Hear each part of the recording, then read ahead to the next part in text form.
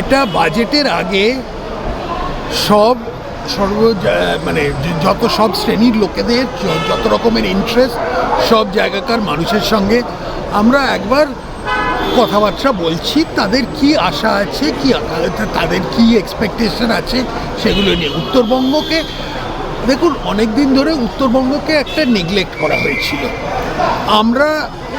আমাদের ভারতীয় জনতা পার্টি কাছে উত্তরবঙ্গ একটা ভীষণ গুরুত্বপূর্ণ একটা স্থান অকুপাই করে।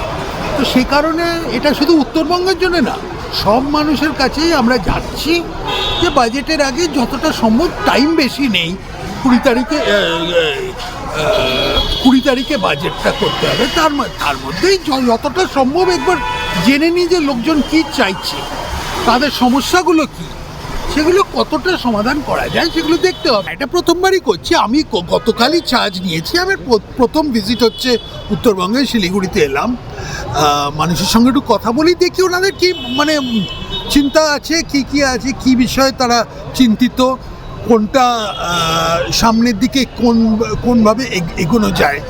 আমরা আমাদের পুরো ডিপার্টমেন্টের, ফাইন্যান্স ডিপার্টমেন্টের অধিকারী সবাইকে নিয়ে এসেছি, সেক্রেটারি, তাছাড়া সবাই, তাই জন্য একটা হাই পাওয়ার ডেলিগেশনই এসছি। কিন্তু বিষয়টা হচ্ছে প্রি বাজেট কনসালটেশন, অন্য কোনো রাজনৈতিক এখন লোন রয়েছে না, সেগুলো জানি, ওগুলো নিয়ে পরে কথা বলবো। কিন্তু আজকে আমার এটা উত্তরবঙ্গ নিয়ে সীমিত। আমাদের নিশ্চয়ই উত্তরবঙ্গ কথা তো বলি আগে মানুষের সঙ্গে, তারপরে বলবো।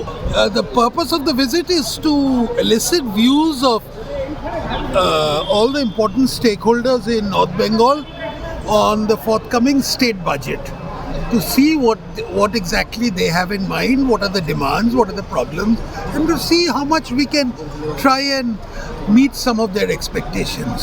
It's purely for that purpose. It's a very short visit and it has a single purpose, a pre-budget consultation. What are the challenges are ahead? These are the things which will be found out when there are a lot of challenges, I can tell you, but it's best when the various stakeholders tell us what exactly are the problems there.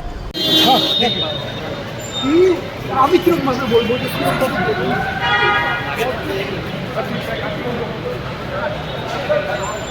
Sujit